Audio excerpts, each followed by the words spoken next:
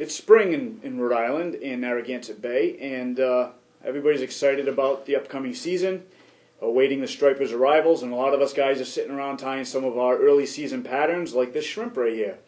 This is Easy Shrimp. It's a great springtime pattern.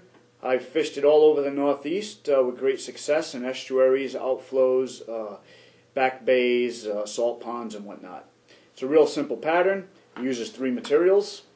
One of them being standard tan bucktail,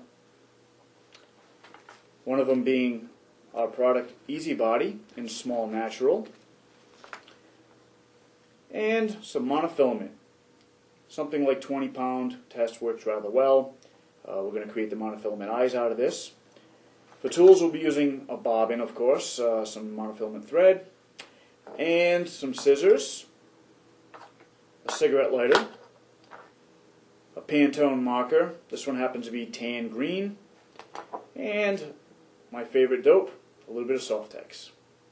So let's get going on this Easy Shrimp. It's a real simple pattern. I think you're going to like it. Let's get going here by putting the thread on the hook.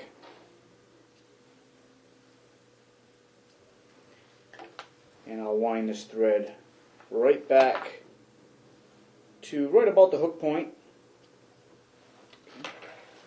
And we're going to take our bucktail and we're going to snip a little bunch out of there. And not a lot, just enough, maybe 20 strands or so, something like that. And I don't know how familiar some of the beginners are out there with using bucktail, but you're going to find that the beautiful thing about bucktail is all of the different lengths. Now, because we're going to be using such a small section of bucktail, we're going to want to try to even off a little bit of this. So grab it by the tips and grab it by the butt and separate it. And just take and lay it on top of each other and basically trying to even up the ends the best you can. Now at this point, we're going to take this and tie it onto the shank. A pinch, 2 pinches, 3 pinches, and start to secure that. And you can see it's real sparse, which is fine, because we're going to have another bunch right on top of that. Take your bucktail and just hold it in your right hand, secure it down the hook shank, snip off your tag end, or all your waste. Okay, secure it down. Now we're going to get our monofilament. And you don't want to use anything real light, as I mentioned before, 20-pound, something like that, works rather well.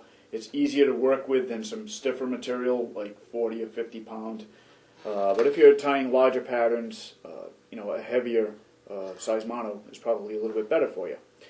So generally I take and cut about an 1.5 inch piece. Okay? Here we go. I'm going to take it and bend it in a V. It's kind of difficult to show you. And where the loop is in the bend, I'm just going to take a cigarette lighter and just pass it by it. Do not singe it, don't burn it. That's just going to heat it up enough to hold the V shape.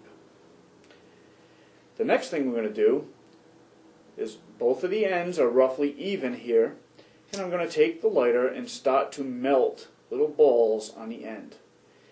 And I'll melt them about halfway to where I want them to be. And then I'll take a magic marker. In this case, I'm using a tan green Pantone. And I'm going to color up the monofilament in the ball.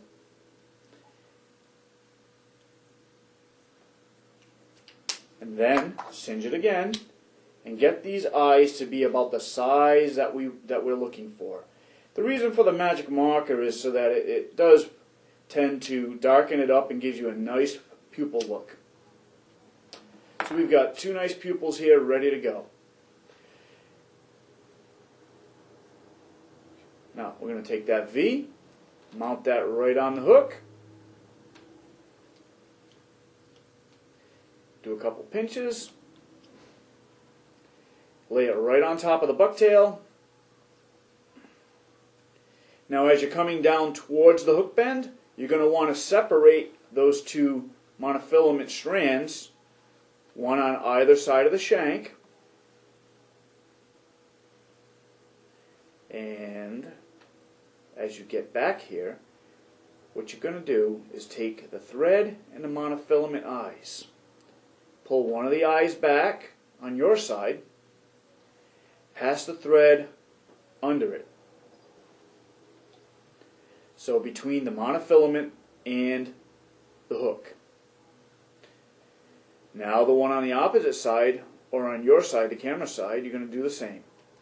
Pull that out, and if I can turn this, you might be able to see it a little bit better. Pass the the thread between the mono eye and the hook. That's going to help to stand them out a little bit perpendicular to the hook, give them a little bit of a V shape. You can see that there. It's a little tough to see, but when we get into the close-up, you'll see that. Okay, now I'm going to get a little bit more bucktail. Snip that out. Same thing as before. Hold it by the tips, hold it by the butt, separate it, stack it on top of each other, and try to get a nice little even bunch. Lay that right on top. Secure that on. Bring the thread right down to the hook eye. Secure that body down the shank. Snip off your waist. Okay, now at this point, we're ready to start working with some easy body.